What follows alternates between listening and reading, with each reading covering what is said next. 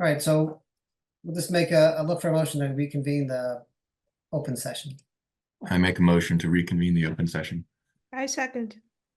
The roll call will be Peter, Aye. Ruby, Aye. and I vote aye as well.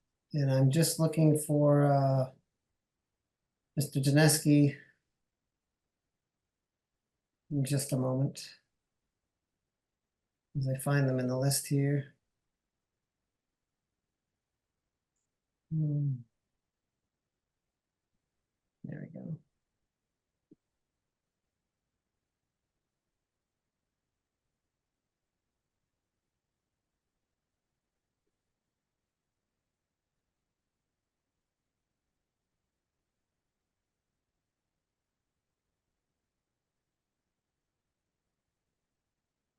You see David's window is up.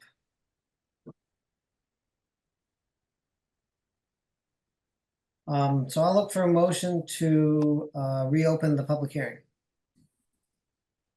I make a motion to reopen the public hearing. I second. And a roll call will be Peter, Aye. Ruby, Aye. and I vote aye as well. Mr. Janeski, would you like to make any opening statement for the board? Yes, thank you, Mr. Chair. At the last session of the hearing last week, or the initial session, the board asked a number of informational type questions as well as commitment type questions. I did communicate those in brief to the company's counsel, and shortly before tonight's meeting began, there was a communication with information responding to those points. One of the reasons that the board was in executive session for the period of time that it was. So at this point, I would just recommend that the board ask the company whether it is willing at all to discuss any of the items or respond to additional questions on those informational points that were the subject of the communication that was sent today. Attorney Barnes, good evening. As Mr. Janeski has stated, would you care to respond? I'm happy to. I will note that I might need time to confer with my client if there are any questions that I am not sure of the answer to. Okay.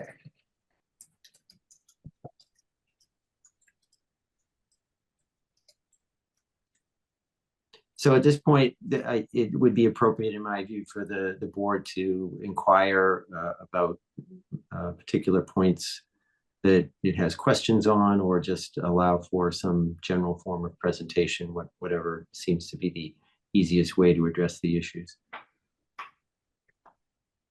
All right.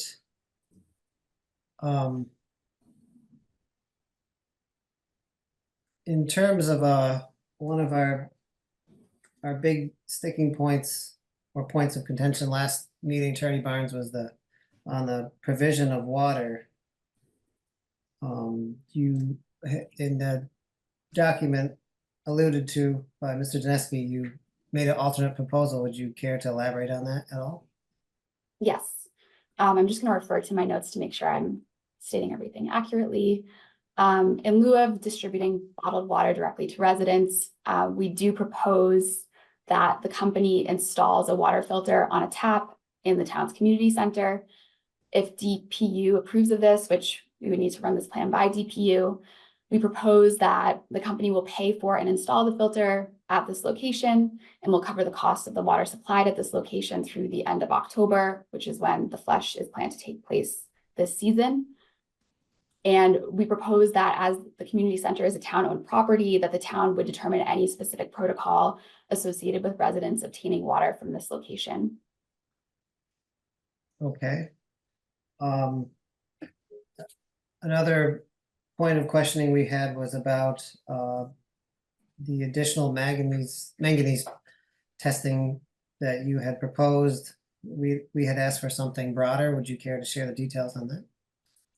Yes, we are willing to increase the number of testing sites from 6, as discussed last week, to 10.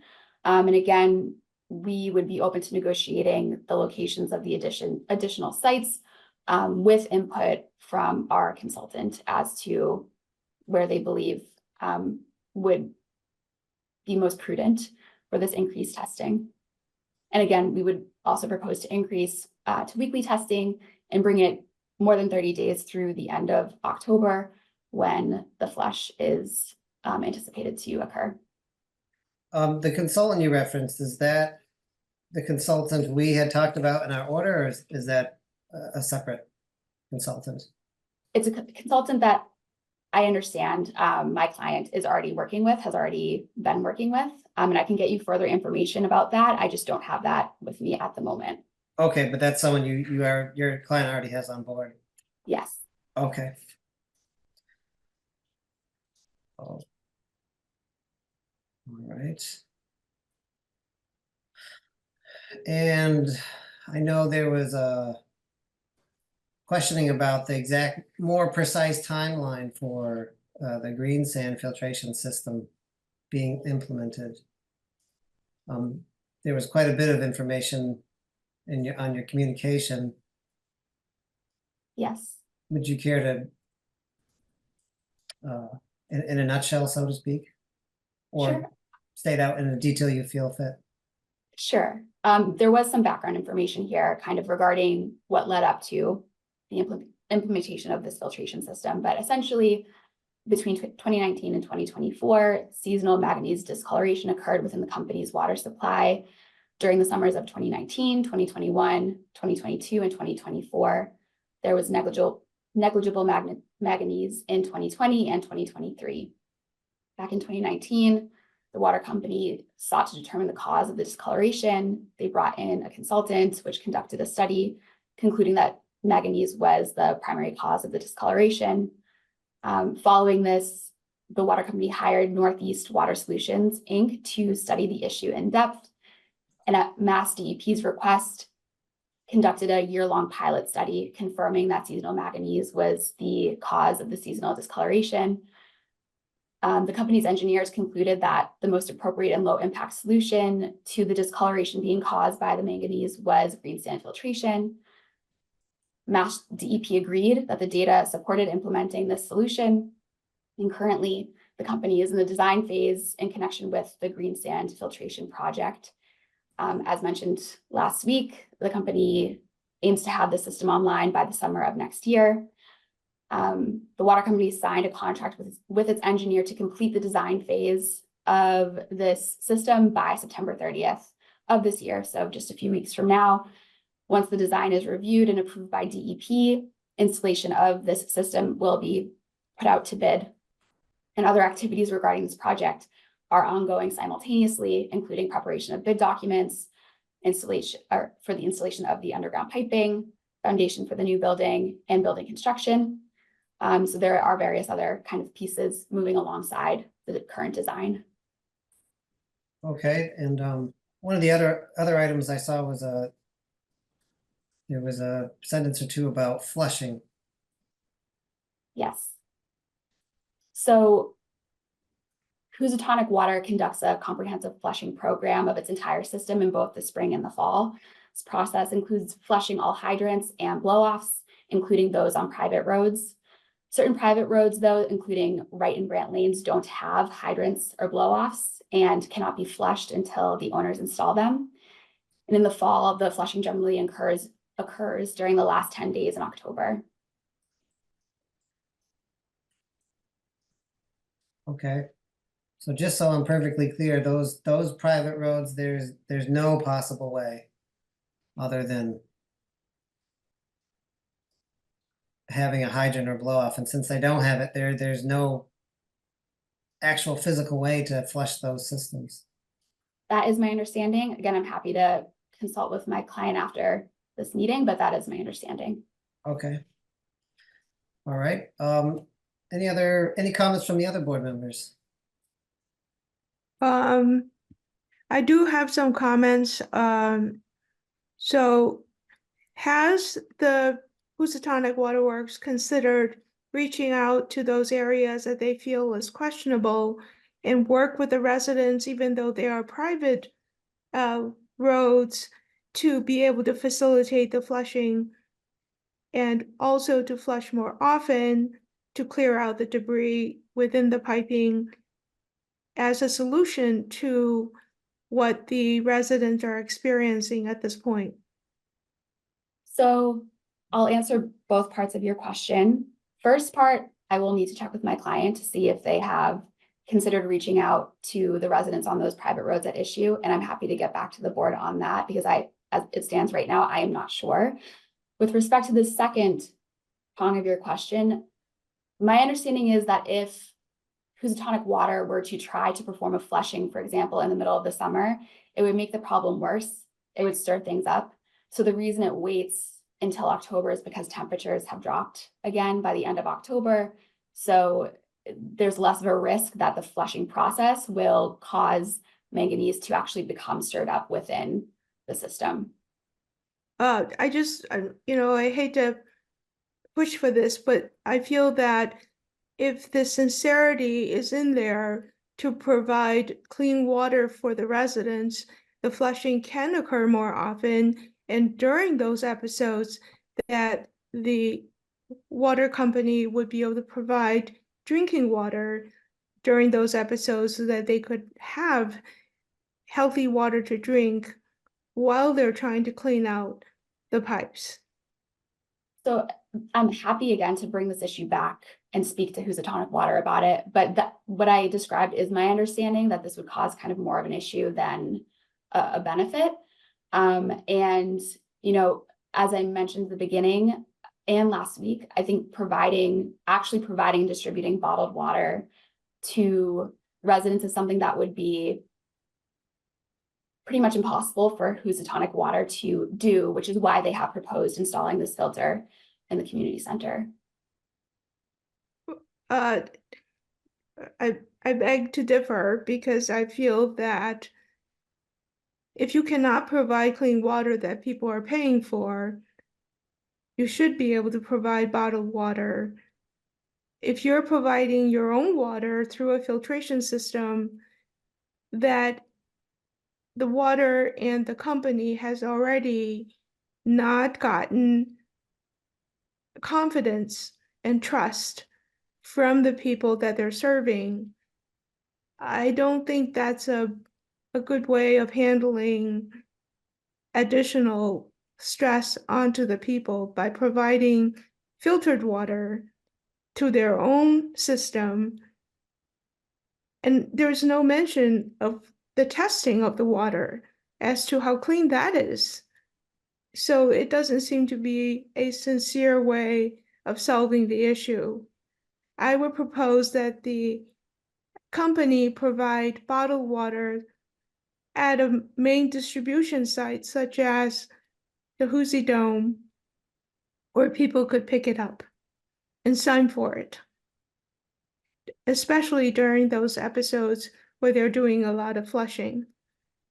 And this would solve a lot of the issues associated with the stress of buying your own bottled water and also provide some relief until a more permanent solution can be used.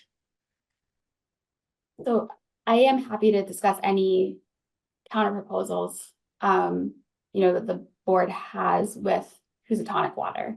It's not something that I would be able to sit here now and say one way or another whether we could agree to that. We do see, providing filtered water as a reasonable step forward. But I hear what you're saying, and as I mentioned, happy to discuss with my client. Any other comments from the board?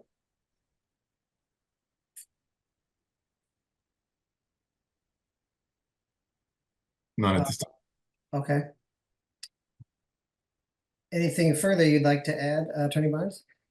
There's actually one point that I would like to briefly clarify from last week that I made during the appeal, was essentially trying to streamline things as much as possible because it is a quite technical issue.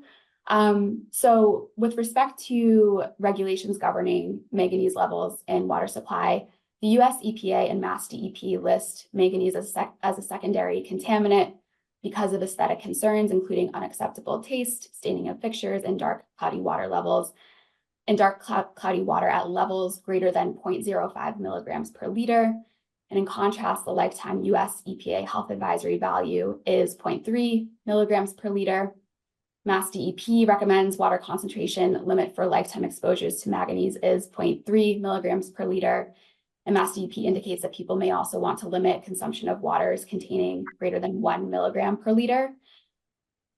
There were certain tests performed during summer months that have shown levels greater than that 0.05 secondary maximum contaminant level regarding aesthetic concerns. And I just wanted to make this clear. My understanding is that the August levels of manganese from August of this year were below the 0.3 threshold that I just mentioned in my clarification point. And to this end, we're happy to provide the board with any and all test results that you may want to see, which are all in the possession of DEP regarding manganese levels. Yeah, I was hoping that you would provide all of the testing sites and the manganese levels of each site more in the more recent several months, and I did not see that today. As I said last visit at the last meeting, is that I had contacted DEP and they never sent me any of those reports. I'm happy to provide them.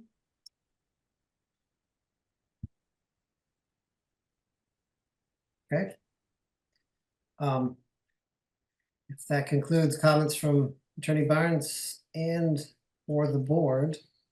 Sorry, I have one additional item that I wanted to add. Please. You may have already discussed this, but essentially we wanted to reiterate our request for an extension of this hearing to perhaps put it down for another date so that the parties can continue to negotiate, and also request a further stay of the penalties set forth in the order to correct. I'm not sure if this request was discussed already. I did notice that, yes. I believe that was in your communication that just came across the wires tonight. Yes. Yes. Yes, we did see that. Okay. All right. If there's nothing further and it's amenable to the board, I propose we've had people waiting tonight. We go to some public comment time before we close that out. If both of you are okay with that, I'll begin. Makes sense to me. Okay. And I'll just remind everyone of the usual procedure. Please state your name and address. And all questions should be addressed to the chair as a matter of protocol. And with that being said, Kate Van Olst will be up first. Please raise your hands if you'd like to address the board on this issue tonight. I will take them as I see them.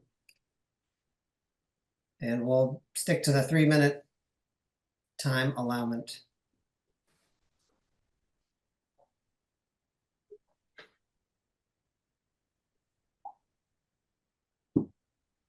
Okay.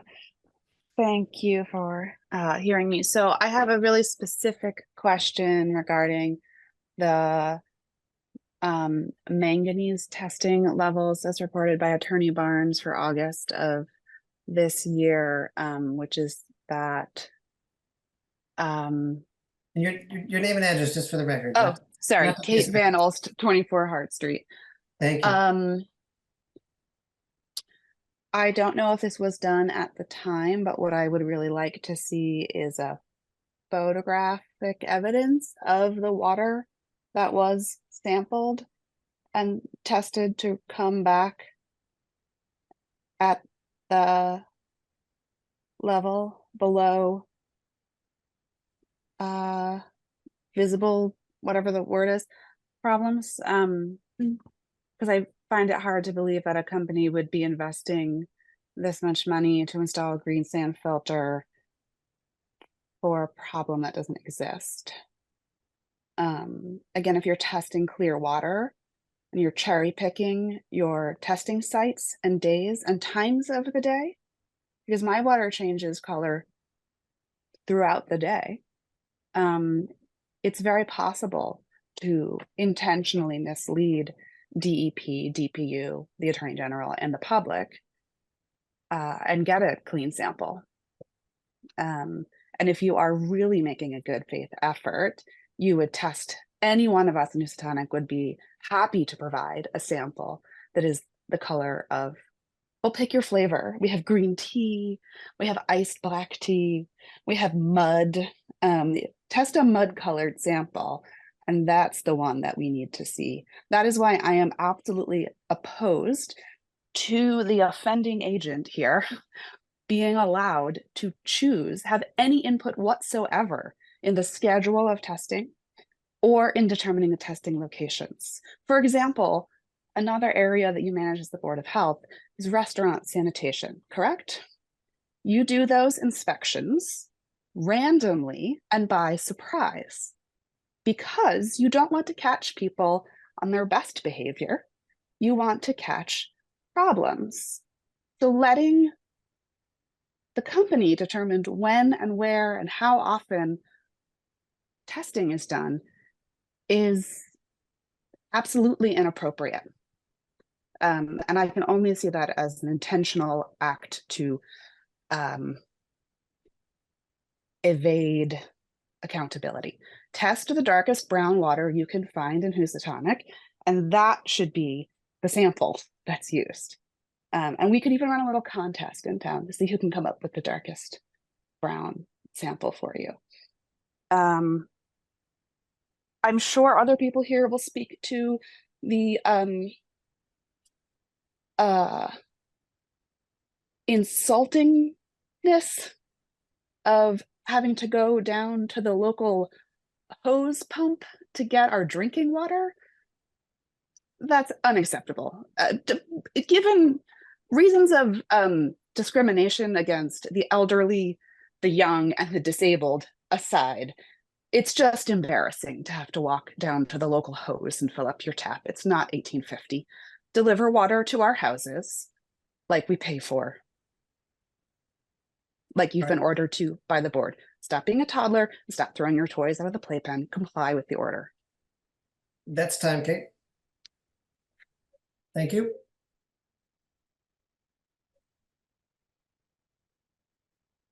Next up is Jack Talasiro. I'm sorry if I mispronounce your name.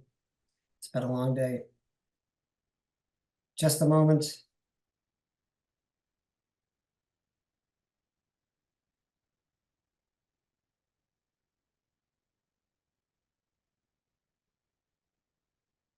All right, Jack, you're set to go. Just need to unmute and you can address the board. Okay, can you hear me? We can. Thank you so much, Chairman.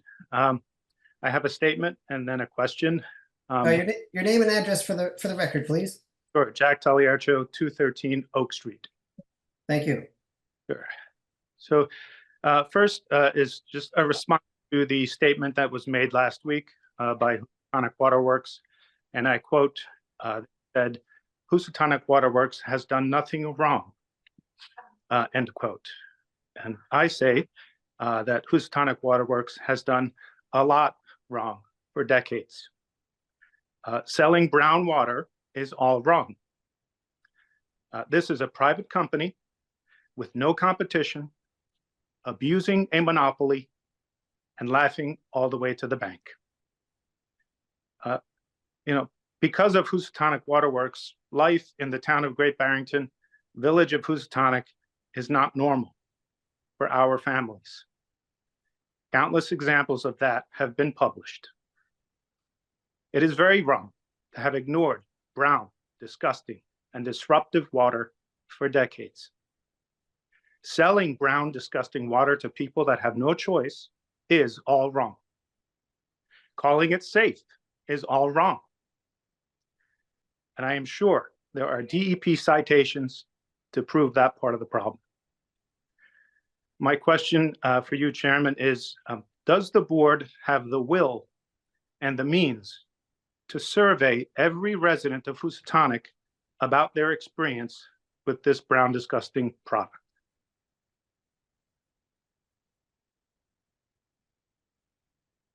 I'll take a shot at answering.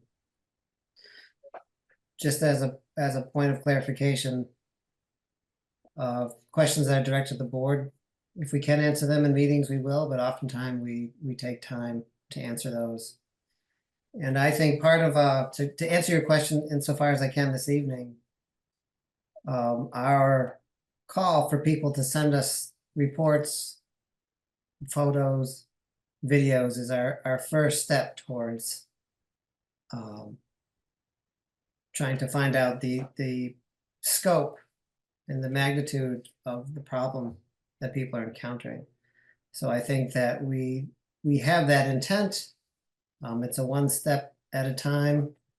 That was our first step. Our second step was this order, and as things progress, I think we will develop that intent further.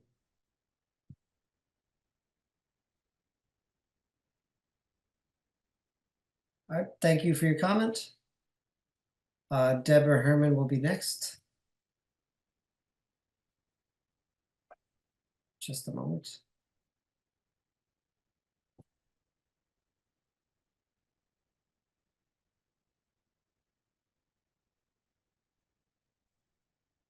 Hey, Deborah, you're up.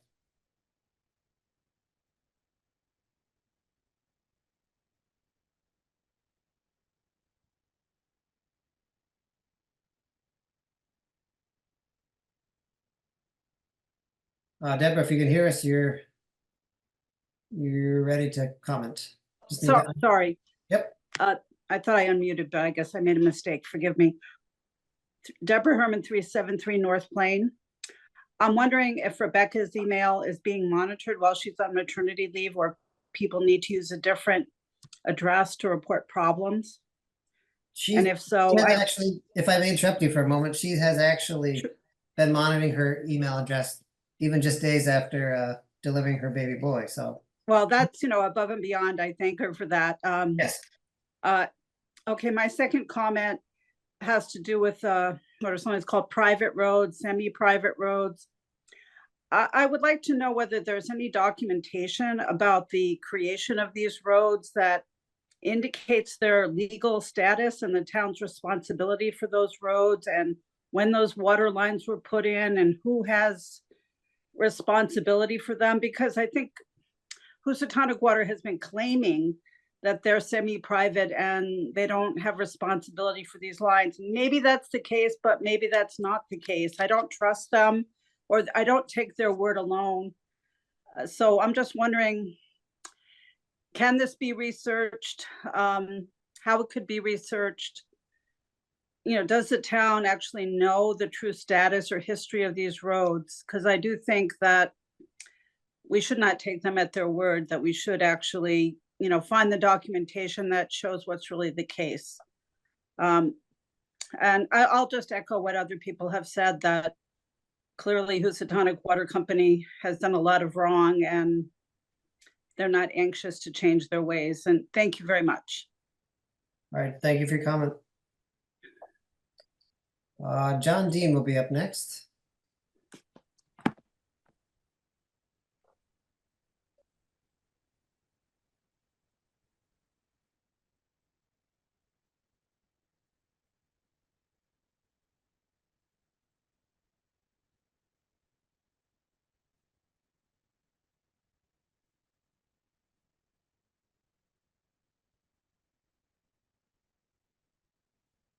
All right, John, we're just promoting you to panelist so you can speak.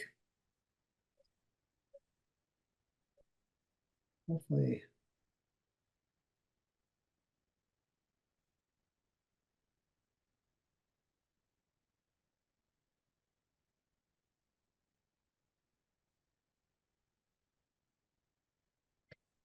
I'm encountering a little difficulty with promoting John, so we'll. John, since this is a webinar format, we need to promote you to panelist. all you need to do is turn on your microphone, then you can address the board. I'll try one more time.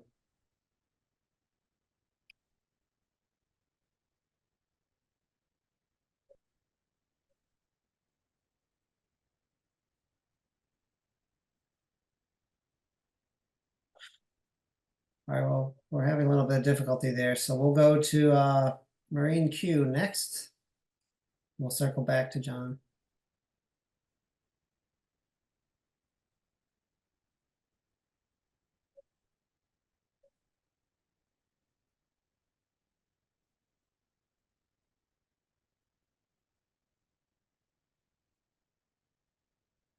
All right, Maureen, you should be good to go.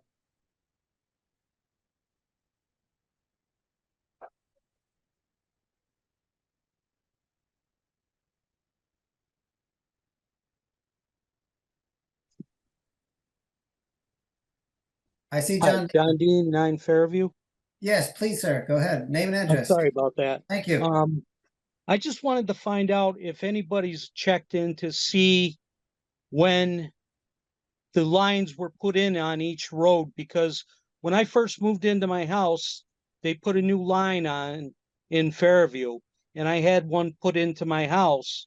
My water's pretty good most of the time, except for a very strong smell of chlorine, and it gets a little tinge of yellow once in a while.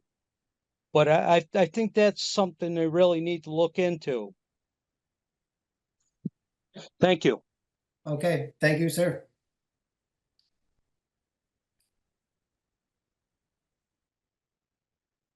All right, now we'll go to Marine Q.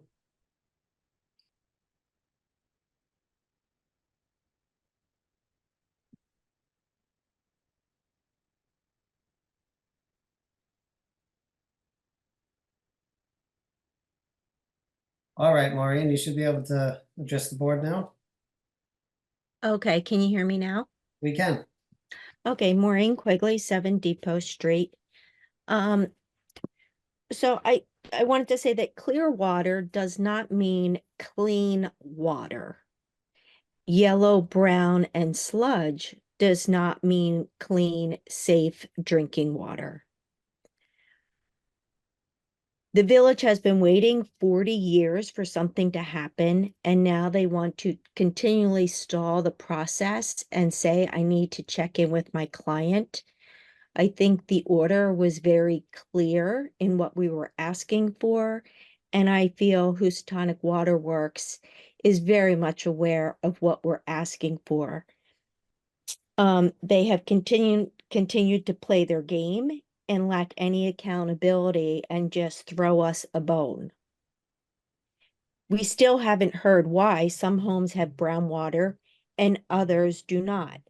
Maps show that it's not the private roads, as they're referring to, that have not been able to be flushed when we have mapped out the homes that are getting brown water on a consistent basis. Furthermore, there are water delivery companies that Housatonic Waterworks can hire to deliver the water. And especially as it was previously mentioned, for those that are elderly, infirmed, and unable to carry a 50-gallon tank, that the water companies would come in and set it up for the client. There's many water companies in the area that do delivery and have excellent service. So, Chair, I would just ask that you and the rest of the members and council and Mike have spent ample time, as well as the villagers, in preparing for this. And I think it's long overdue. And we're not going to continue to stall and stall and stall. I stated last week, the order is the order is the order. And this is not a game. This is something serious that Housatonic Waterworks needs to take seriously, and I feel that they are not. Thank you. Thank you. Trevor Forbes is up next.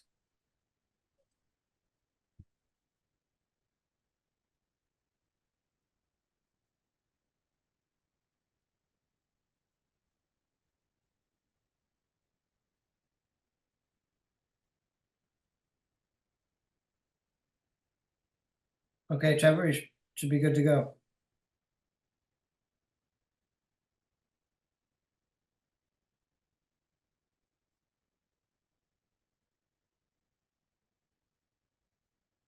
Just need to unmute. There we Okay, go. got it. Yeah, I'm sorry about that. Trevor and Denise Forbes, 325 North Plain Road. Again, rather incensed by the insensitivity of this water company. And we like to share with the council, Ashley Barnes, what her client actually provides as a premium product, because we pay, or the customers in Houstonic pay a premium price for this wonderful water. This came out of our kitchen faucet in August 2022, and we've kept it ever since. It is totally unacceptable that we should allow Houstonic Water Company to escape the results of their ignoring the request for proper water to be supplied to their 850 customers. And they've been doing this for so many years, even though they continue to represent that this is actually very recent. It isn't. As a number of people have said, it's been going on for 40 years. To answer John Dean's point, clean water, in terms of clear water, particularly with a smell of chlorine, quite likely has HAA5, which is a known carcinogen in it. In high levels. And in very high levels. And we've noticed that with some of the testing that we've undertaken. And other people have too within the district. Mm-hmm. So here, I think it's very important that there is independent testing paid for by the Houstonic Water Company, and that the Houstonic Water Company do provide their customers with potable water rather than from a pump.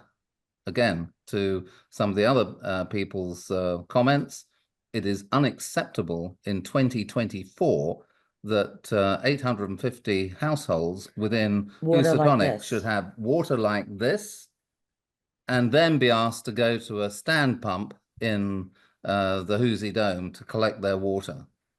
Enough is enough. This is the time when the Houstonic Water Company has to stand up, be big boys, and actually operate effectively and in the interests of their customers, who actually keep them in their houses. Thank you. Do you want to? No, No. you said Okay. no. Thank you. That's good. All right. Thank you very much for your comment this evening. Teresa Tatra will be next.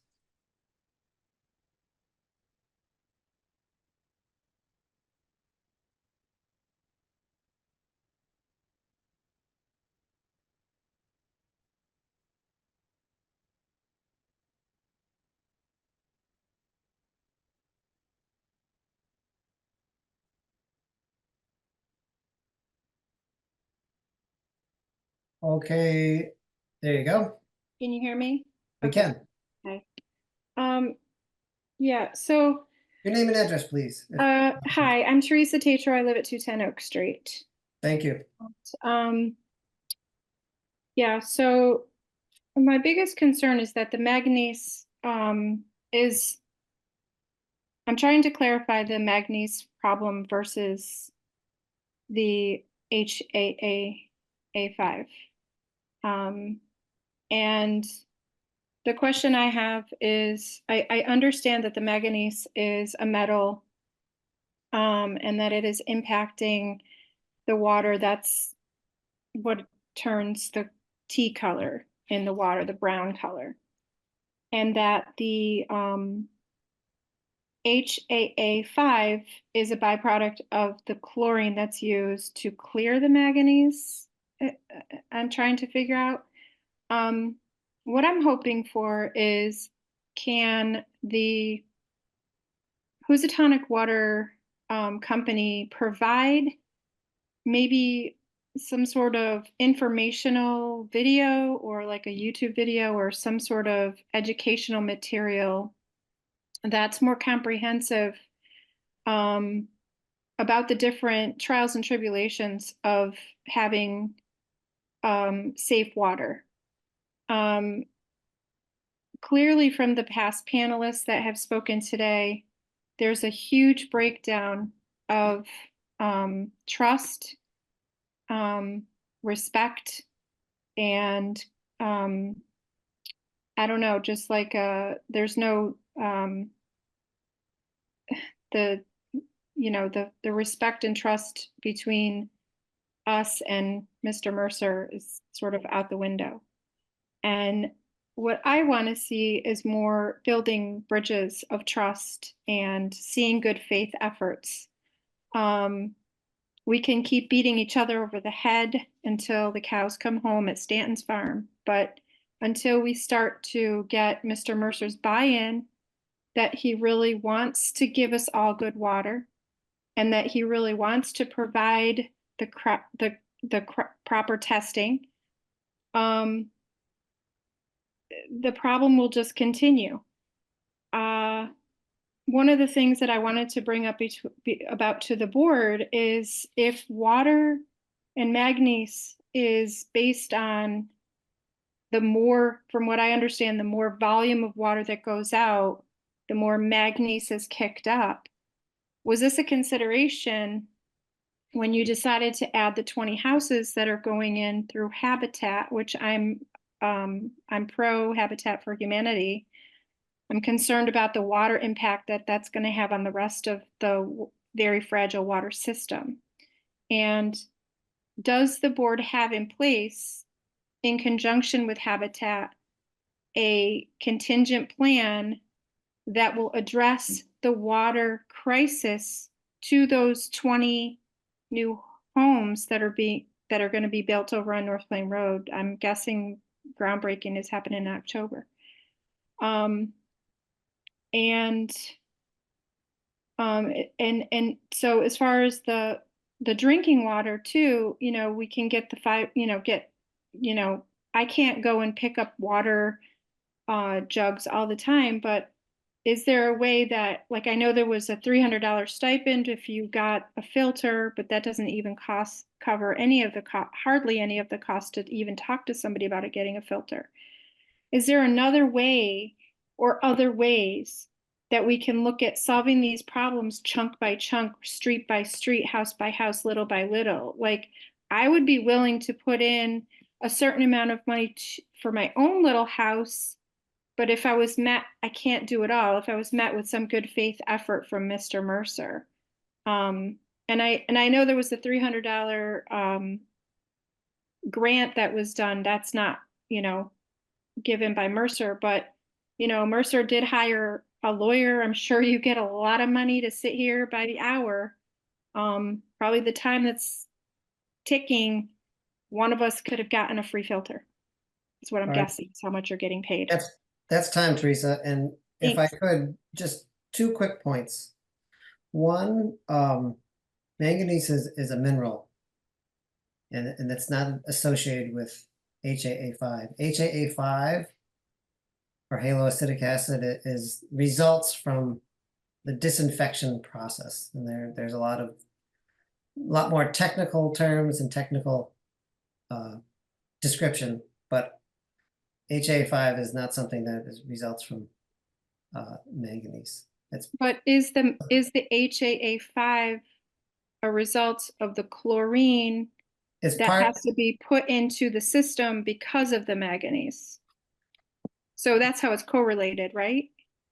I won't go so far as to answer that question. I'll just say that the HAA5 can result from the chlorinization process, and that manganese is a trace mineral. So without getting too far into the weeds, there's a difference there. How far they're related, we can get further information for you on that. Thank you. And that's why I asked for Sure. some clarifications. Thank you. Yeah. Can I just you. add that the Sure. Mass, if you Google the Mass DEP and you look and just put in fact sheet, manganese fact sheet HAA5, you'll get your answers Okay. for some of Thank your you. questions. There we go. Thank you, Ruby. Thank you, Ms. Chang. Yeah. All right, Anna Stanton will be next.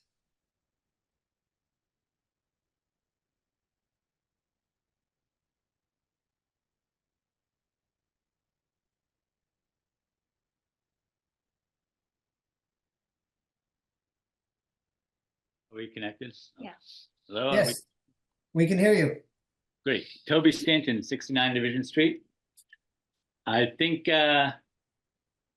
we need to make sure that the manganese is not the only problem, because we have old pipes.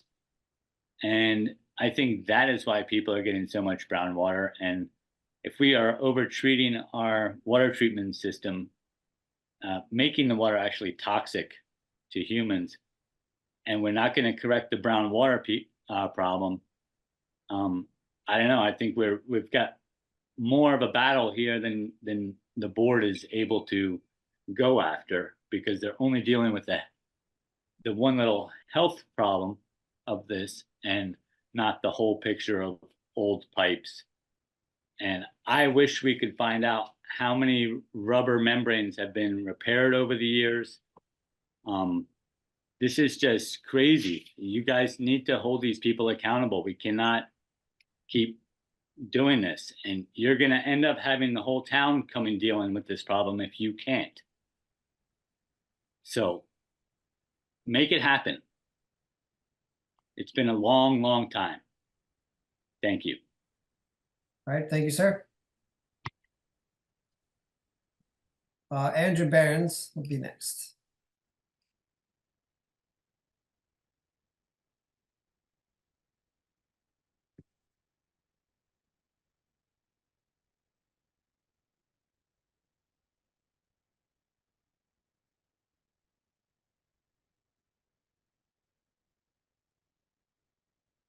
All right, Andrew, you should be good to go. Just need to unmute.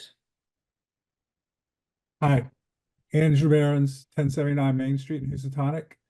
Thanks for letting me speak. I want to echo what a lot of other people have said, and I hope the board sees through what I see as the company's insincere efforts to placate the village's concerns and to delay the implementation of your order to correct.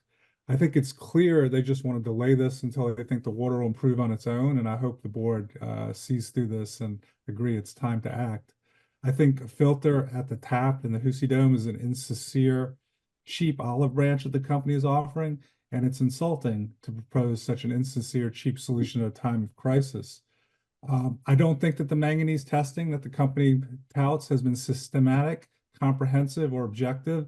The whole solution that's being proposed, the $4.5 million greenfield filter, is based on 6 discolored specimens that were the basis linking manganese and the discolored water in that Cornwell study. And there are actually more specimens that were discolored with normal or low manganese. So something else could be occurring in the pipes, as a lot of people have hypothesized. This needs to be studied systemically, objectively. And your own consultant during that first meeting advised testing when the water was discolored, not cherry picking the samples that are clear. And I have not heard that being proposed in anything by this board. I'm sure everyone's familiar with the Boeing debacle. Much of it seems to have been a result of a government agency allowing a company to self-police itself. I see a lot of parallels between that situation and what's going on in Housatonic. I just want to adjust a couple things that I think helps put everything in perspective. While the company portrays their self and their lawyers portray them as victims, I just want to cite a few facts. Much of it comes from the 2023 financial statements and the independent AECOM engineering report. Based on these reports, I think the company has neglected to adequately invest in basic management upgrades and maintenance of the water company for many decades. The 5 pumps that the company have date back to 1940, 1942, 1953, 1977, 1984. Some of these are relics and probably deserve to be in a museum next to the Ford Model T instead of being the lifeline for the village's water system. AECOM recommends that the main lines in the distribution system be replaced at a rate of 2% per year so that the complete system is fully overturned every 50 years. The report says that as a rule of thumb, an annual percentage of 2% of the total distribution system should be replaced, upgrading the system completely every 50 years. As previously discussed, the only known pipe replacements that have taken place with the distribution system were completed in the early 1990s. These improvements represented approximately 16%. The remainder of the system is likely unchanged when it was installed, some of which was in the late 1800s. And then they highlight this asbestos cement as being a risk. 13% of the system could be leaching asbestos, so we should be testing for asbestos. So it does not seem that they have followed this practice, and then the logical question is, where has the money gone? Here are some facts from the company's 2023 financial statements. The company generates revenues of $690,000 a year annually servicing the 3 towns. Total expenses were $740,000 in 2023, so the company's operating at a loss. But unlike the Attorney General, I think it's important to look at why they are operating at a loss. They pay out $277,000 in salaries, most of which are to Jim and his father, Fred. There's an additional $2.1 million in deferred compensation. They have $82,000 each year, around that amount every year, in office supplies, a number that seems incredible for a business of 2 people.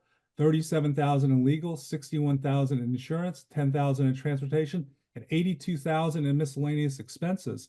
Another high line item that seems unexplainable. So I asked the Board of Health to dismiss the company's claims of being victims here and look at the real facts.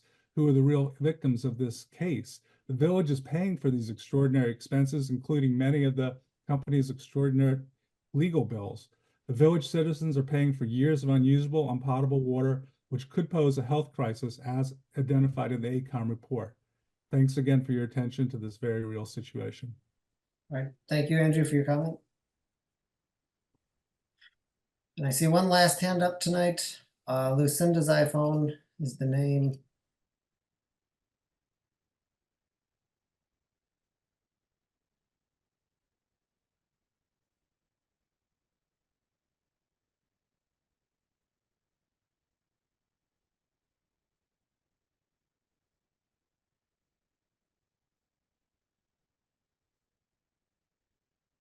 All right, Lucinda, you just need to unmute and you can address the board.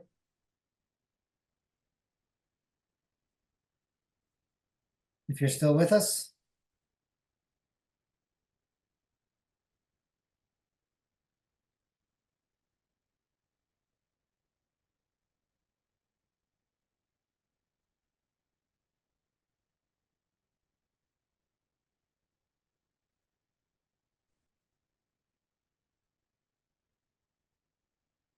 Can you hear me?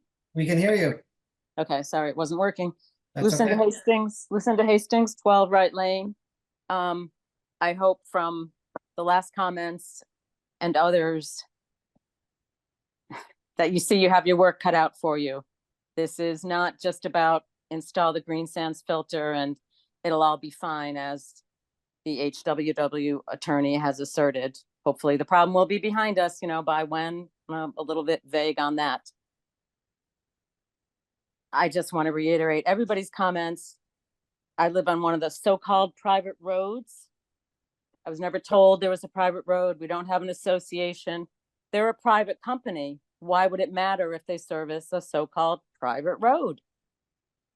And there are people who have lived on this road and others who have been here for a long time, older, don't make it to these meetings, don't do the social media much, don't stay up for these meetings. They will testify that they've been told that HWW is responsible. They were told that by people that originally lived on one of these roads. That has to be thoroughly examined. It's just their word that we're responsible for fixing our pipes, which I've already done shortly after I moved in. It's a little bit of a flood. The neighbors told me I had to pay to have my own pipes, not my own pipes on my property, the pipes going down the road, carrying the water to my house and all the other houses. There's so many things. Another thing is the insulting drive to Housatonic Dome and pick up your water, when you've left kids at home, or how that's going to work after a work day. And the attorney said, oh, the town will kind of figure that out. Well, is it just going to be out in the street, or is the Housy Dome going to be lit up and somebody there, is that going to be another expense for the town? That's just not helpful. I'm sorry that this is on the shoulder of the Board of Health and the town's attorney, but It's a big thorny issue that has to be thoroughly examined. And luckily, a lot of the citizens of Housatonic, the customers who are paying dearly for this unusable product, have been doing a lot of good work on their own. Thank you very much. All right, thank you. One last hand up is Ian Evans. You'll be next.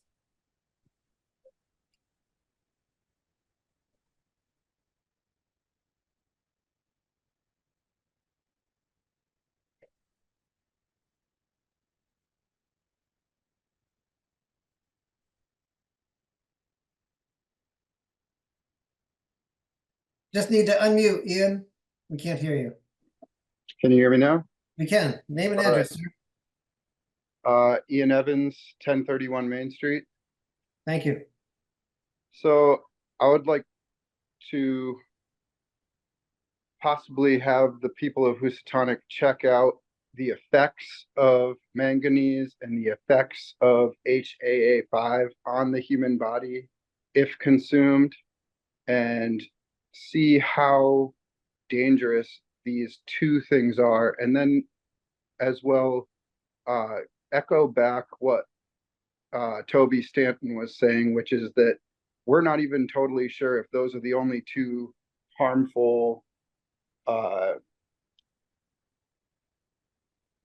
non-water biological thing that's coming through through our pipes. So HAA5, horrible. Manganese, horrible. But very possible that asbestos is coming through. Very possible that there's other heavy metals coming through because of the age of the pipes.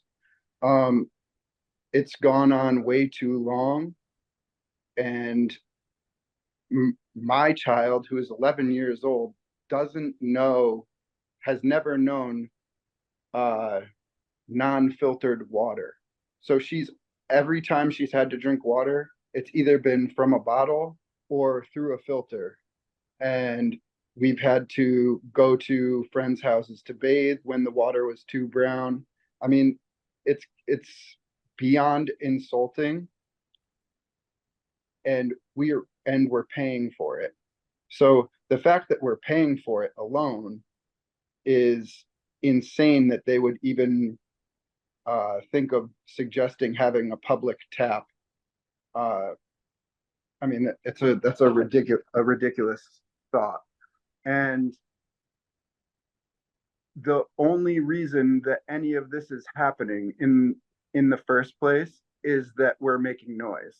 So to the people of Housatonic, let's continue to make noise. Let's continue to put the fire to their feet, because otherwise they won't do anything. The whole reason that we're having meetings now to begin with is because there's fire on their feet. So keep putting the fire on their feet, and let's get clean water, not water with under the level of acceptable manganese, or under the level of acceptable HAA5, or under the acceptable level of lead. Let's get actually good quality water that we are not ashamed of drinking, that we're not ashamed of bathing in, that will actually clean our clothes, that will actually nourish our bodies, that our children can actually bathe in. It's insane at this point. And they have the money to do so, and the technology is out there to provide that service, which we all pay for. So keep putting the fire to their feet, everyone. Thank you. All right, thank you, Ian. We have one last hand up, and this will be our last comment, since I'm just seeing this one last hand. Cardinal.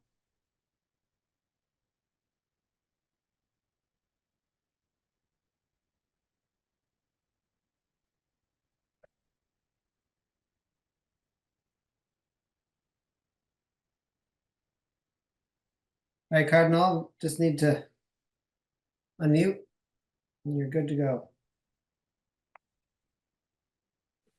Okay, can you hear me okay? We can. Okay, great. Cardinal Montano, I live on High Street in Housatonic. I just had one question, because I've been thinking about this, and I'm just going to throw it out there.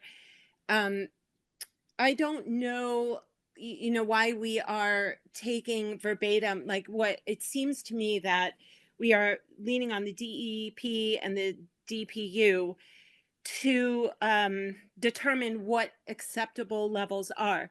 My understanding is that the Chevron deference, what has just happened with the Chevron deference, basically translates into those opinions can be challenged at this point. They are not law. Whatever the DEP and the DPU determine does not mean it's law. We can challenge that. They don't have the last word anymore. So that's something that really needs to be looked into, in my opinion. All right. So I just wanted to throw that out there. If they're saying that X amount is acceptable of whatever substance it is, that can be challenged by independent studies at this point in court, and the judge can make a decision on his own. Okay. That's all I really wanted to say. Okay, thank you. All right. Thanks.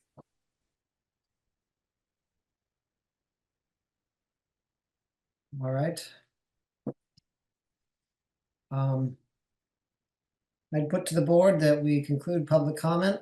I think we've heard a very consistent and clear comments about tonight's meeting and last week's meeting. So I will look for a motion to conclude public comment. I make a motion to conclude the public comment section. I second. And our roll call will be Peter, Aye. Ruby, Aye. and I vote aye as well. So I'll weigh in with my 2 cents. I think we've heard a pretty consistent and loud message from the residents of Housatonic. They've lived with this problem for many years, decades. I think I also share their feelings about proposals for an alternate quote unquote water supply. And I do have a lot of reservations about what has been proposed as an alternative for water testing. I think the spirit of our order was that the Board of Health would be primarily in the driver's seat. Obviously making use of a professional consultant, one that we agreed to being hired. That was part of our order. I think the proposals that were given to us just prior to tonight's meeting largely fall short of not only the spirit of our order, but some of the specifics. I think the bottled water not being provided to people is a major problem for me. And I think the inadequate response concerning testing is also a major concern for me. So I am in favor of upholding our order. One issue that I would propose amending is, I know there was some talk about fee structures and fee amounts. And we have discussed this amongst the board somewhat, but we didn't come to any hard, fast conclusions. But my feeling would be changing our fee structure or penalty structure of this order in a way that would simplify the long-term process and make our position stronger. I'm amenable to that. But those are my comments at this time. So I would just open it up to the other board members. But as it stands now, I'm in favor of upholding our order with the alteration of the fee structure, which of course will be informed by our council. But that is my view of the moment. Peter and Ruby, how do you feel? I agree with upholding the order. I feel, as we have discussed at our last meeting, that this is a nuisance order. It has been in the making for many years. It's come to a head at this point, but it has taken us quite a long time to come to this. And it's sorely missed in our community. I don't think we can do our community any justice by lessening the order in any way at this point. I agree. And I think that the testing needs to be much more intensive than I think Houstonic Water is suggesting, because, and I think that we need to have a consultant help weigh in on that. And I think the reason is that there's a lot that can be figured out about the whole situation that we don't know at this time because there hasn't been comprehensive testing. I do also think that while, you know, this situation is getting sorted out, people shouldn't be bearing this burden to have basic drinking water. And so that needs to stay in order. And I think that, you know, on our discussion and consideration, we can make the fine, the fee, at a more manageable level for Houstonic Water Works, and I think we should move forward with that. Okay. If those are the final board's comments, I'll look for a motion to close the public hearing. I make a motion to close the public hearing. May I actually just say one thing? Oh, yes, please. I actually just wanted clarification. So it sounds like there's going to be an amended order, potentially. I'm not sure if that's been set in stone. So it sounds like the order as it currently stands is going to be superseded. And if that's the case, I do request that this current order as it stands be stayed, similar to how it was stayed last time, pending issuance of a new order. Yes, correct me if I'm wrong, Mr. Janeski, but our amended order that we vote on tonight, the only thing we'll be amending is the fee or penalty structure, and the clock, so to speak, will not start until that revised order is served, until your client has it in hand. Mr. Chair, whatever the board votes would be the substance of the amendment, and there would need to be a written decision reflecting that. And I would recommend for clarity that any penalty provisions in the order, whether as initial or revised, those that will be in this new order and the substance of the order be effective upon service of the order upon the company, so that there's a clear starting point and clear point of notice. Okay. Does that answer your question, Attorney Barnes? It does, and I just wanted to clarify, just because during the last session, I believe the motion to stay the order and the penalties associated with the order was specifically to stay that order until the conclusion of this hearing. So I just wanted to make sure that we're all on the same page, and it's, you know, we can rely on the fact that the directives and the associated penalties in this order as it stands are going to be superseded by a new order, and that the directives and penalties in that new order won't begin to run until we actually receive that order. Yes, I believe that's correct. Okay. Is that so, Mr. Janeski? That's what I was proposing, and so I am in agreement as that was placed and put to the board. Okay, very good. All right. So again, I'll look for that motion to close the public hearing. I make a motion to close the public hearing. I second. Roll call vote will be Peter, Aye. Ruby. Aye. I vote aye as well. So now we just need the proper language for our motion, since there is an amending and there is an upholding. How best to word that, David? So procedurally, the board has sort of been following the administrative, if you will, provisions of the state sanitary code, which allow you to either uphold or vacate or modify your order. So I think the motion is sort of a hybrid of that, but to uphold the order to the company, but with modifications, and then it's for the board to decide what are the elements of the modification. And again, there would need to be a written decision reflecting that. And I would recommend for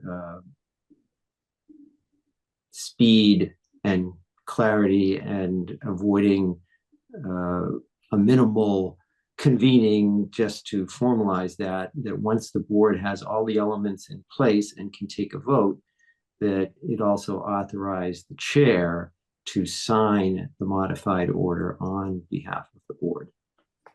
Okay, so we need to take 2 votes then, or can we encapsulate it in one? You could include the authorization for you to sign within the motion to uphold and modify, in my view.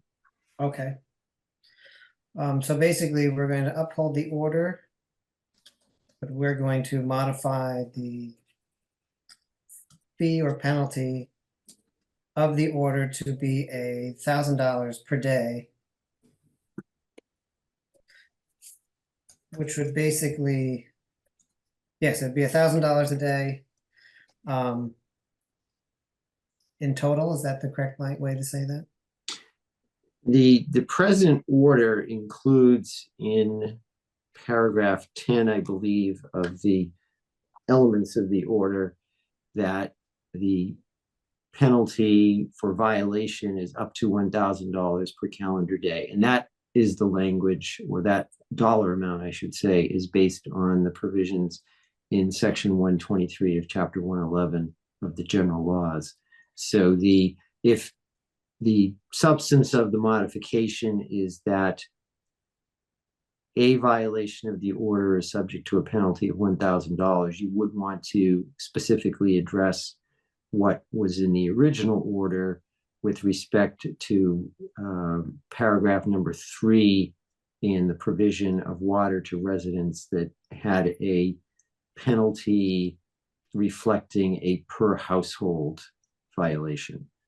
And again, for reinforcement, the statute does specify in section 123 that when there is a nuisance order, the person to whom that is issued is subject to a penalty of not more than $1,000 per day for a knowing violation. So that's the basis of that dollar amount. Okay, so we need to strike that paragraph in section 3. And do we also need to strike that section on page 6, the last sentence? Or for it relates $1,000 per calendar day for testing. Yes, if the board is adopting the $1,000 per day for violation, and again, ultimately the board's decision, but anything that would reflect something greater than that, you would need to amend or delete the applicable language. Okay. And when we get to the point of conclusion of discussion, we can run through the particular elements and items of the order so it's clear on the record what is being modified. Okay. Are we in agreement, board, that we set the penalty at $1,000 per day and that we strike those 2 sections that we were just discussing? I am unclear on what section 6 at the bottom, page 6 at the bottom about testing should be conducted in intervals and locations determined by consultant with not more than 10 days from and after preceding tests. Test sample is to be taken at residence or business. There shall be a corresponding test taken at the source of the supply. I'm not sure what your. It's the last section. In the event of any deviation from the schedule established hereunder in the absence of a declared weather-related emergency or by permission of an agent of the board, respondent shall be subject to a penalty of up to Right. $1,000 per calendar day until subsequent test is conducted. So that referred to a penalty for testing. Whereas, so I And think if I we, may, Yep. Mr. Chair, the elements of that sentence, some of them, I believe the board would want to remain so that you would revise it to say that except in the case of a declared weather-related emergency or permission of an agent of the board, the schedule shall be complied with. okay.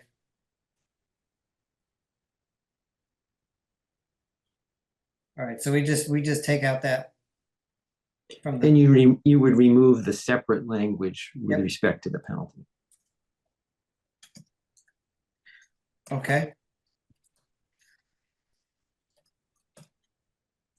And again, this will all be written to show, will the new written order show the redactions? It would just be a modified order. Okay. You could create a separate document, but the order to be issued and served would be a clean document without any redlining or things of that nature. Okay. All right.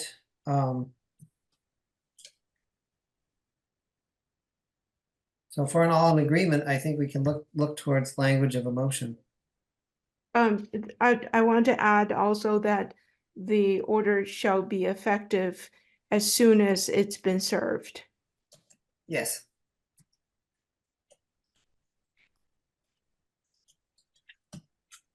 And David, do we need in the language of our motion to continue the stay of, or does that, we took that vote last meeting when we stayed. You took a stay pending your decision, and your decision this evening will reflect the effectiveness of your modified order. So I think you will be covering that by virtue of the vote.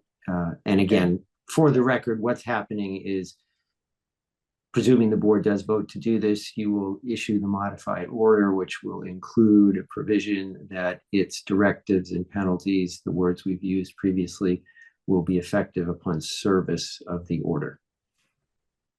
Right. Okay.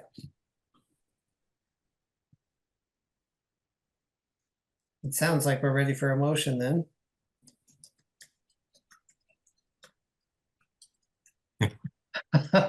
I'm trying to. Yes.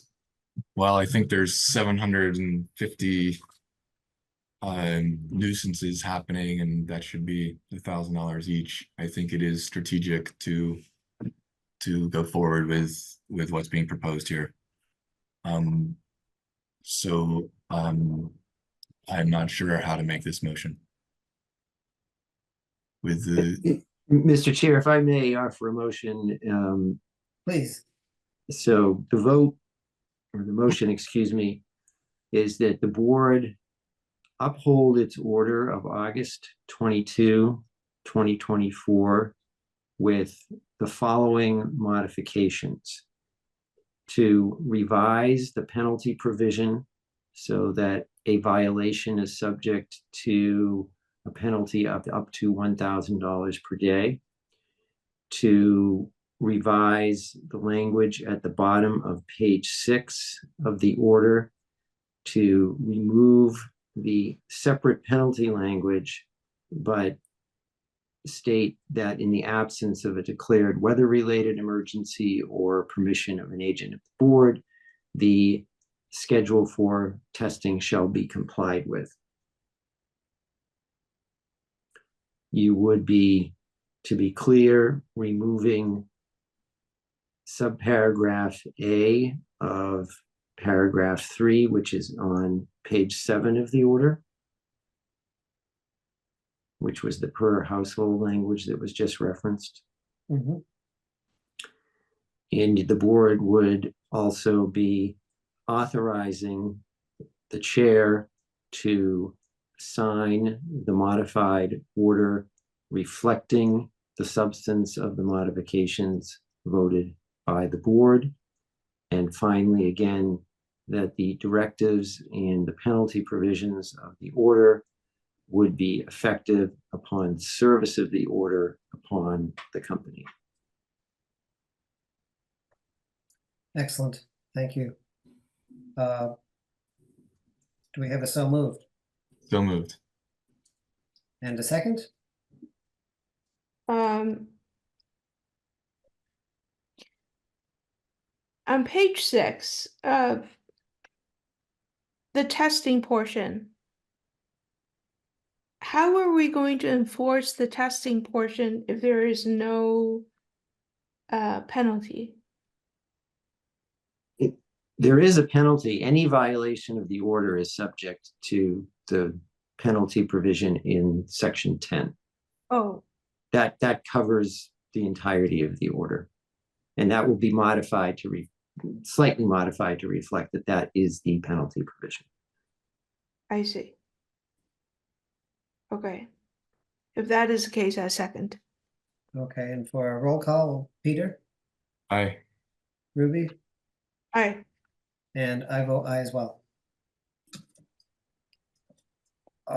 David, is that order something you can modify, or should I work with people in our town hall to get that cleaned up? I will coordinate that with both you, Mr. Chair, and town hall staff, so Okay. that we have the written document that reflects the vote that you've taken for Okay. issuance. Excellent, thank you very much. You're welcome. I just want to clarify in case I missed something, but did we also, did we capture in that the authorization for the chair to sign for on behalf of the board? Okay. Yes. Just, Yep. okay, all set. Okay. Considering our vote tonight, I think the last, I should say, the section B on our agenda is no longer applicable. So we will skip over that. I don't believe there are any department updates. I don't see any hands up for citizen speak. Yes, I do. So I'll open up the floor for just a few minutes. It's getting quite late for any media or citizen questions. And I'll ask that you keep your comments to about a minute, minute and a half. Since I know we've heard from the hands I see up, we've heard from them tonight. But since it's on our agenda, we will hear from them one more time. Andrew Behrens will be up next. First.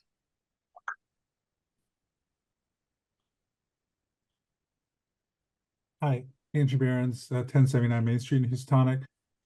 Thanks for staying the course, and I know everyone really appreciates it. Just a couple of questions. With the reduced penalty, it actually seems that it would be financially an incentive for Houstonic Waterworks to ignore the provisions. I would assume if half the people in the village needed water and they complied with the 5 gallons per day per person, that would cost somewhere around 100,000 maybe, depending on how much they could get the water for. So just wondering, is that going to be a problem? And then secondly, just wondering if they do that and they could find the $1,000 a day, where does the money go? Is that something that would be used to provide the water that everyone needs, or provide filters? What would the board do with the money from that fine? Thank you. All right, thank you.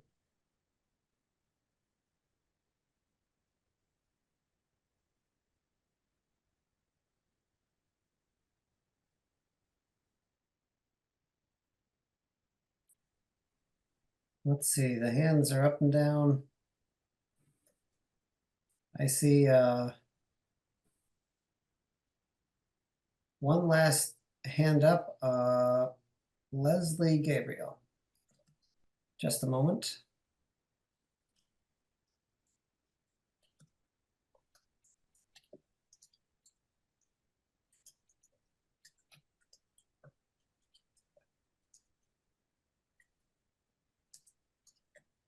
I just need to unmute Leslie and you can speak. Okay, here we go.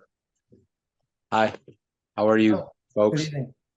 Yeah, my name is Leslie Gabriel. I'm a producer and host of a podcast called And So It Flows out of Pittsfield, WTBR, and podcasts around the world. Do you know if the town has any further ideas for a full comprehensive look at what it's going to take to upgrade the infrastructure to modern day water infrastructure?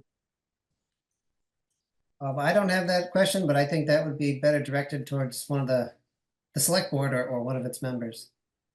Yeah, I request that you actually take that as chair and bring it to the select board, because what's been going on so far is what I see is underinvestment and a lot of patchwork.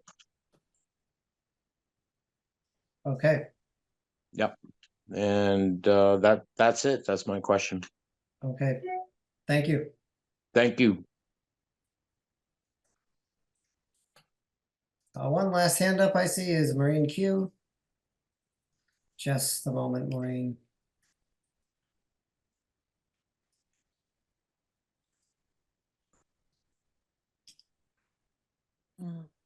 Yeah. Maureen Quigley. Yes. Mr. Chair, I just would like to add into the rest of the group that I have heard before from Houstonic Waterworks attorney about good faith. I want to reiterate, there is nothing that is good faith with this company. That doesn't exist. And so just to hammer in the point that everything that they wish to come back to the board with needs to be in writing and a legally binding document, that good faith is unacceptable at this point. Thank you. All right, thank you. All right, not seeing any more requests for comment. And not seeing any more questions from the media. I'll look for a motion to adjourn tonight's meeting. I make the motion to adjourn tonight's meeting. I second. And our final roll call will be Peter. Aye. Ruby. Aye. And I vote as well. Thank you both. Thank you, David. Thank you, Mike, for all your work on this. And My thank you, pleasure. Attorney Barnes, for coming tonight. Thank you. And thank you for everyone who gave their comments or testimony, however you want to think of it. It's much appreciated. And I'd have everyone know we're going to continue moving forward with this as far as we can. Thank you, everyone, and have a good night. Thank you.